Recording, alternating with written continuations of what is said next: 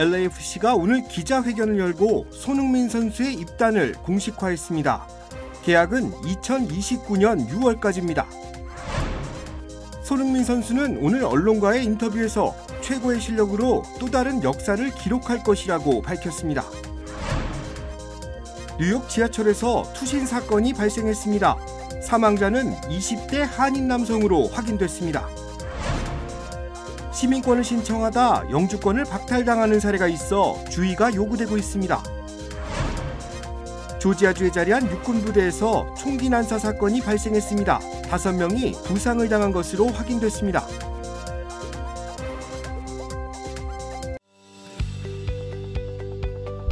메디케어는 매년 건강보험을 5점 만점으로 평가합니다. 2025년 에스티바 헬스는 캘리포니아에서 4점 이상 받은 우수한 건강보험 중 하나입니다. 에스티바 헬스 가입하셔서 많은 혜택을 누리세요. 자세한 내용은 지금 바로 1888-688-8584로 전화주세요.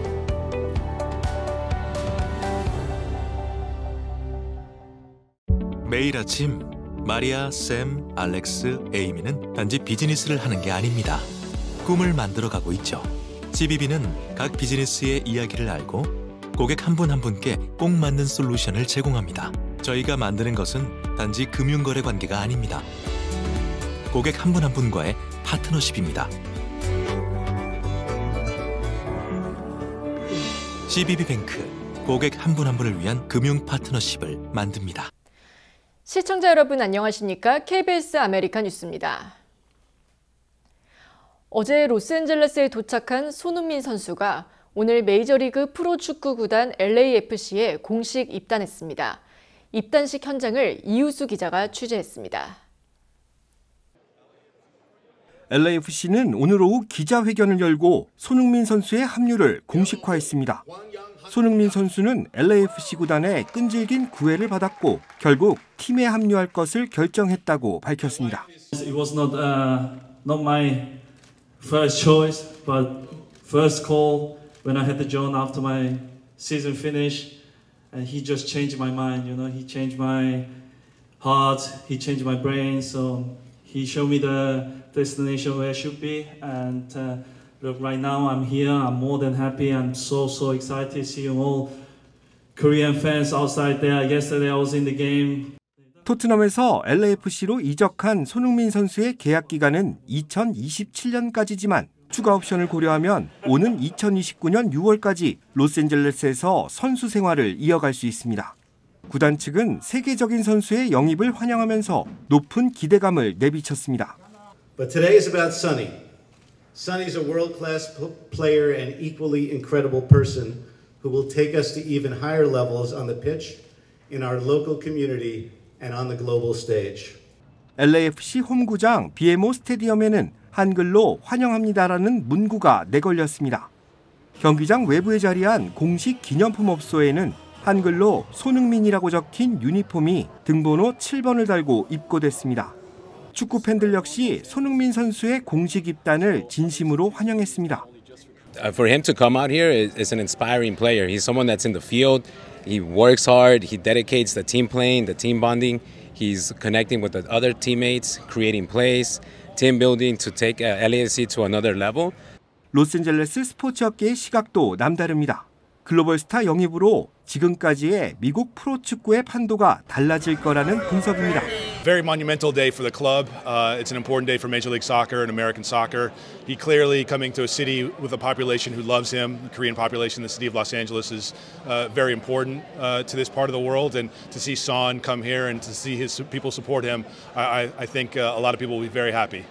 LAC는 손흥민 선수의 영입으로 많은 시민들에게 새로운 희망이 전달될 것이라고 밝혔습니다. 앞으로 다가올 월드컵과 올림픽에서도 높은 시너지 효과를 나타낼 거라는 전망입니다. 손흥민 선수는 교민들이 가장 많이 거주하는 로스앤젤레스에서 새로운 출발을 약속했습니다. 손흥민 선수의 LAFC 합류로 축구 팬들의 기대감도 높아지고 있습니다. 로스앤젤레스 BMO 스테디움에서 KBS 뉴스 이우수입니다. 손흥민 선수는 새로운 무대에서도 최고의 경기력을 선보여 레전드로 남겠다는 각오를 전했습니다. LA 시장은 손 선수에게 명예시민증을 전달했습니다. 윤범수 기자가 보도합니다. 손흥민 선수가 금색 등번호 7번이 새겨진 검은색 유니폼을 손에 들었습니다. 정들었던 영국을 떠나 미국 프로축구 무대에서 새 출발을 알렸습니다. 로스앤젤레스라고 하면은 결국에는 한인분들이 정말로 많고 또 커뮤니티가 정말 큰 걸로 알고 있는데 당연히 한국인으로서 외국에 나와서 선수 생활을 할 수 있다는 게 정말로 행운이라고 생각을 하고 또 그런 분들을 또 더 자랑스럽게 만들어야 되는 게 제가 해야 될 목표라고 생각을 하기 때문에 그런 부분이 또 어떻게 보면 저한테는 크게 이쪽으로 마음을 굳히는 데 있어서 또 크게 작용한 것 같습니다. 구단 측도 손흥민 선수를 세계적인 축구 아이콘으로 설명하며 큰 기대감을 드러냈습니다. Son's arrival marks a new chapter, not just for LAFC, but for the league and for football in the United States. He brings not only incredible quality on the field, but a magnetic presence off of it. Someone who inspires millions around the world and now will do so here in Los Angeles. 공식 입단 계약을 했지만 아직 P1 비자와 국제 이적 증명서를 발급하는 절차가 남아있어 손흥민 선수가 당장 경기에 나서기까지는 다소 시일이 걸릴 수 있습니다. 팀이 한창 시즌을 치르고 있는 가운데 손흥민 선수는 이미 영국 프리시즌 기간 동안 몸 상태를 끌어올린 만큼 경기 출전에는 문제가 없다고 밝혔습니다. 저는 이곳에 축구를 하러 온 거지 다른 거를 하러 온 것이 아니기 때문에 최대한 빨리 경기장에서 많은 팬분들한테 인사드리고 싶고 또 좋은 모습을 보여드리고 싶은 게 저의 목표이고 꿈이기 때문에 최대한 컨디션에는 그렇게 크게 지장이 없고 최대한 빨리 경기장에서 인사드릴 수 있는 날을 손꼽아 기다리고 있겠습니다. 오늘 손흥민 선수의 공식 입단 기자회견에는 구단주와 단장을 비롯해 LA시와 한인사회 주요 인사, LAFC 축구 팬들이 참석해 환영했고 LA 시장은 손 선수에게 명예 시민증도 전달했습니다. 제가 유럽에서 좋은 활약을 했다고 해서 여기서 좋은 활약을 펼칠 수 있다는 것은 보장이 된 게 없기 때문에 저도 여기서 새로운 시작을 하는 것만큼 0에서 시작을 한다고 생각을 하고 0에서 시작하는 것만큼 또 이 클럽에서 또 헤어짐이 있을 때는 레전드로 불리고 나갈 수 있었으면 좋겠습니다. 최대 22,000명을 수용하는 이곳 BMO 스타디움은 이제 손흥민 선수의 새로운 홈구장입니다. 미국에서 새로운 도전을 선택한 손흥민 선수가 이곳에서 어떤 새로운 기록과 역사를 만들어낼지 전 세계 축구 팬들의 이목이 쏠리고 있습니다. LAFC 홈구장에서 KBS 뉴스 윤범수입니다. 20대 한인 남성이 달리는 메트로노스 열차에 치여 사망하는 사고가 발생했습니다. 경찰은 당시 목격자들의 증언에 따라 남성이 극단적 선택을 했을 가능성을 염두에 두고 사고 원인을 조사 중이라고 밝혔습니다. KBTV 전상희 기자가 보도합니다. 맨해튼의 그랜 센트럴 터미널에서 출발해 커네티컷주 뉴헤이븐으로 향하던 메트로노스 1530 열차에 치여 22세 김모 씨가 사망했다고 커네티컷주 메트로교통공사가 밝혔습니다. 열차가 베어필드 역으로 진입하던 중 역사 플랫폼 아래 선로에 있던 김 씨가 선로로 뛰어들었고 김 씨는 현장에서 사망했다고 메트로 당국은 전했습니다. 당시 목격자들의 증언에 따르면 메트로노스 열차가 베어필드 역사로 진입하자 김 씨가 스스로 플랫폼 아래로 뛰어들었다고 합니다. 경찰은 이를 토대로 김 씨가 극단적인 선택을 했을 가능성을 염두에 두고 사고 원인을 조사 중이라고 밝혔습니다. KBTV 뉴스 전상입니다. 최근 이민 당국이 취업 이민을 통해 영주권을 받은 시민권 신청자들에게 과거 스폰서 회사에서의 실제 근무 기록 제출을 요구하는 사례가 늘고 있는 것으로 나타났습니다. 이민 전문 변호사들에 따르면 최근 시민권 심사 과정에서 영주권 취득 당시에 진정한 고용 관계가 있었는지 여부를 검토하는 사례가 많아진 것으로 나타났습니다. 특히 질병이나 개인 사정, 스폰서 회사의 폐업 등으로 인해 실제 근무를 하지 못한 경우에도 이에 대한 사유서, 의료 기록 등 관련 자료를 반드시 준비해야 한다고 전문가들은 조언했습니다. 결혼을 통한 영주권 취득자에게도 관련 서류 요청이 강화되고 있습니다. 시민권 신청 시 결혼이 현재까지 유지되고 있다는 점을 증명할 수 있는 공동세금 보고서, 공동명의 주택계약서 등을 미리 준비해야 합니다. 한편 범죄 경력이 있는 시민권 신청자의 경우 벌금 납부 내역, 집행유예 종료 확인서 등을 함께 제출해야 하며 심사가 더욱 엄격해질 것으로 예상되고 있습니다. 이민 전문가들은 본인이 보기에 문제가 없어 보여도 이민 당국의 심사 기준은 흐를수록 더 엄격해지고 있다고 설명했습니다. 시애틀 한인 남성이 보호관찰관을 살해하겠다고 협박한 뒤 총기를 구매하려다 적발돼 징역형을 선고받았습니다. 연방법무부에 따르면 40세 김도윤 씨는 지난 2월 워싱턴주 교정국 소속 보호관찰관에게 살해 협박성 이메일을 보낸 직후 총기상에서 권총을 구매하려다 적발됐습니다. 그는 구매 신청서에 형사 전과가 없다고 허위로 기재했지만 신원 조회 결과 중범죄 기록이 드러나 총기상이 경찰에 신고했습니다. 시애틀 연방법원은 김 씨에게 징역 18개월과 출소 후 3년간의 감독 보호를 명령했습니다. 로렌 킹 판사는 반복적인 살해 협박과 폭력 위협은 매우 중대한 범죄라며 공공의 안전을 위협하는 인물이라고 판시했습니다. 김 씨는 지난 2022년에도 이웃집에 침입해 4살 자녀 앞에서 피해자를 무차별 폭행하고 피로 쓴 살해 협박 메시지를 남긴 혐의로 징역 15개월형을 받은 전력이 있습니다. 수사는 연방 알코올, 담배, 화기, 폭발물 단속국과 워싱턴주 교정국이 공동으로 진행했습니다. 상호 관세 발효가 몇 시간 앞으로 다가왔습니다. 이 높은 관세율을 통보받은 국가들은 관세를 낮추기 위해 안간 힘을 쓰고 있지만 이 좀처럼 협상의 진전을 이루지 못하고 있습니다. 김지숙 기자가 보도합니다.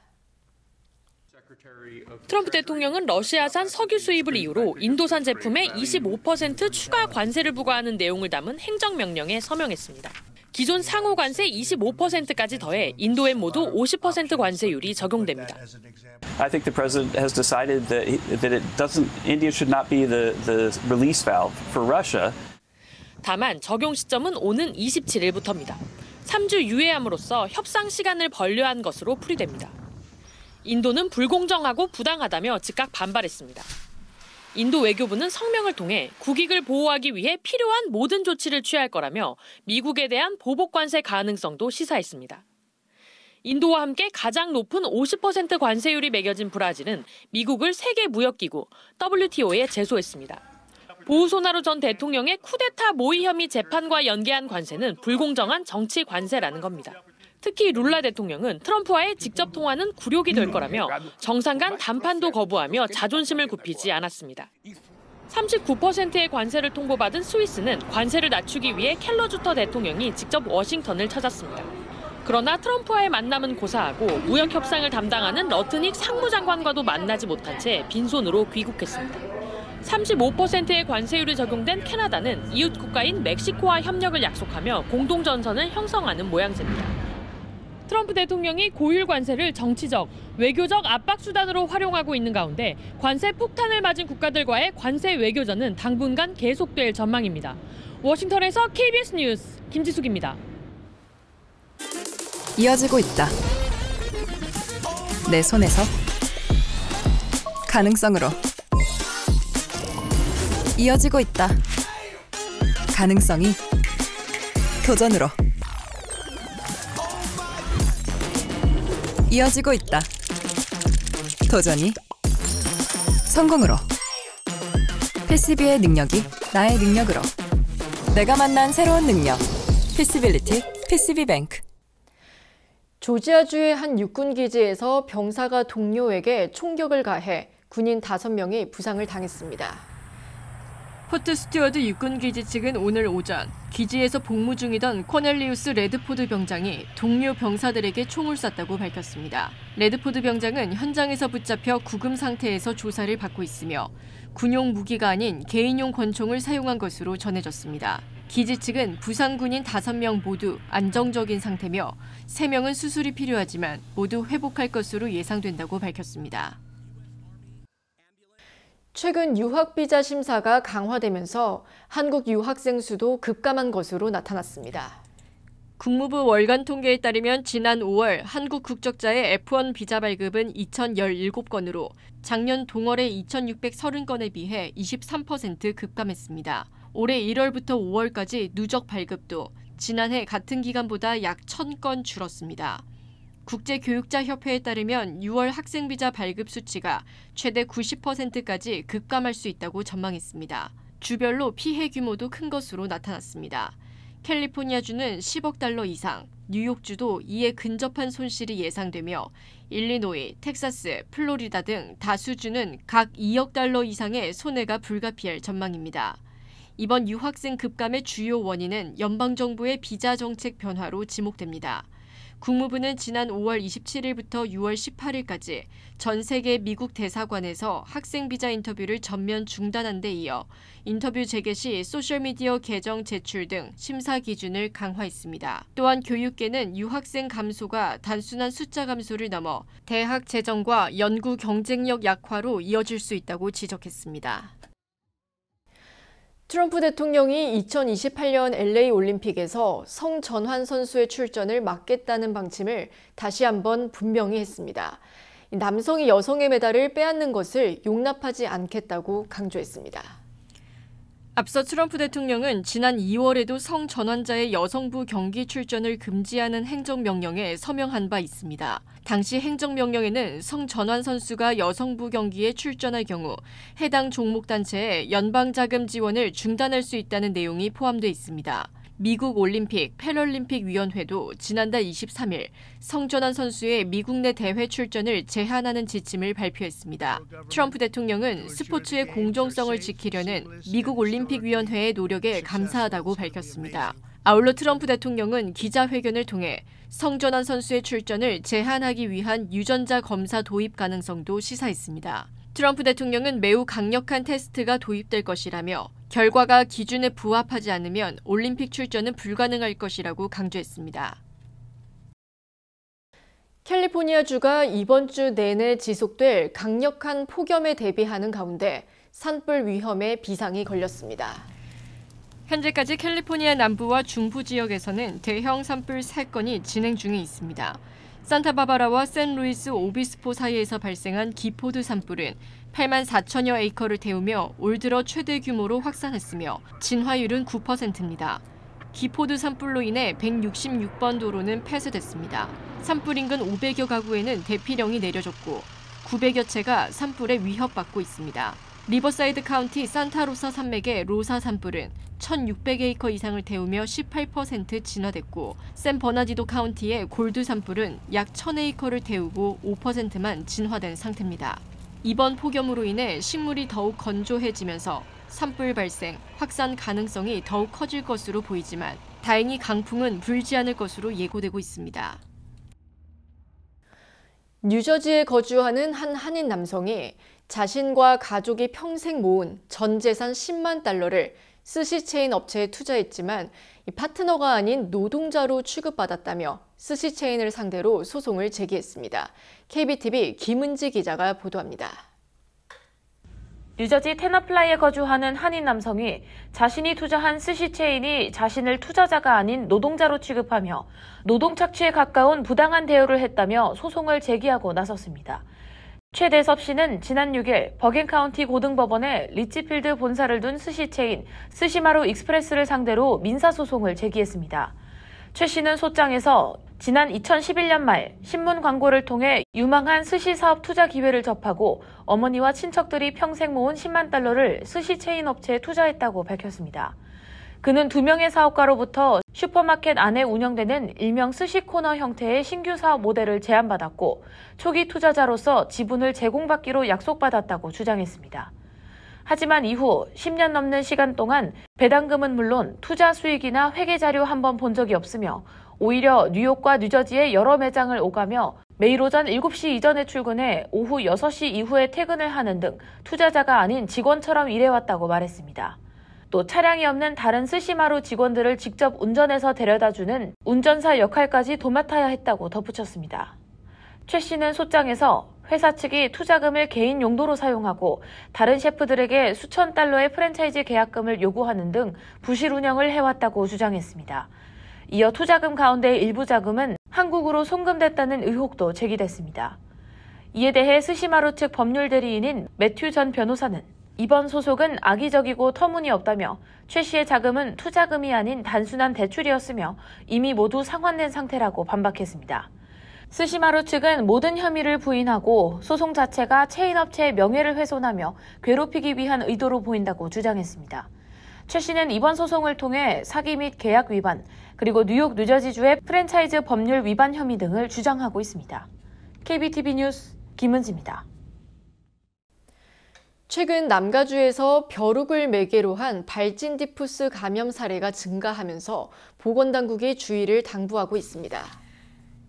LA 카운티 보건국에 따르면 올해 들어 지금까지 LA 카운티에서 확진, 의심, 추정 사례 79건이 보고됐습니다. 지난해 전체 발생 건수는 187건이었으며 2023년에는 약 124건이었습니다. 롱비치시는 지난 7월 말 기준으로 20건의 감염 사례를 기록했으며 이는 작년 같은 기간에 12건보다 증가한 수치입니다. 현재까지 롱비치 환자의 약 75%가 병원에 입원했는데 모두 회복했습니다. 발진티푸스는 주로 쥐, 주머니쥐, 길고양이 등에 기생한 벼룩이 질병을 옮기며 감염된 벼룩의 배설물이 피부 상처나 눈을 통해 체내로 들어가면 사람에게 전염될 수 있습니다. 증상은 고열, 두통, 오한, 근육통 등이 있으며 드물게는 뇌수막염이나 심장 판막 염증 등 합병증도 발생할 수 있습니다. 심한 경우 사망에 이를 수 있으며 LA 카운티에서는 2022년에 3명이 이 감염으로 숨졌습니다. 보건당국은 감염이 의심될 경우 즉시 의료기관에 연락해 항생제 치료를 받아야 한다고 강조했습니다.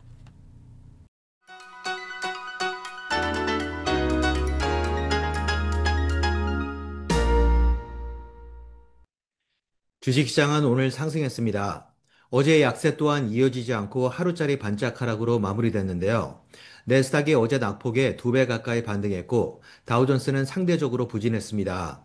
특히 AMD와 슈퍼마이크로 컴퓨터를 비롯한 일부 기술주들이 실적 발표 후 약세를 보였음에도 오늘 매수 심리를 자극한 강력한 호재는 바로 애플이었습니다.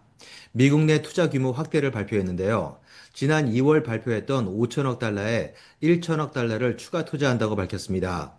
미국 내 공급망 구축에 적극 나서겠다는 신호로 해석되며 정치적 압박을 완화하려는 움직임으로도 비춰졌습니다. 그 결과 월요일에 이어 오늘도 매그니피센트 7 가운데 6종목이 상승했고 분위기는 개장 내내 고조된 상태를 유지했습니다. 다만 기대 이상의 강력한 패닉 바잉은 몰려오지 않았고 막판의 기세도 완화되는 상태를 보여 상승 모멘텀이 꺾일 수 있다는 긴장감을 조성했습니다. 또한 3대 지수는 오늘까지 하루 오르고 하루 떨어지는 등락을 4일째 이어가며 추세 전환이 아직 뚜렷하지 않다는 점도 시사했습니다. 지금까지 김재한이었습니다.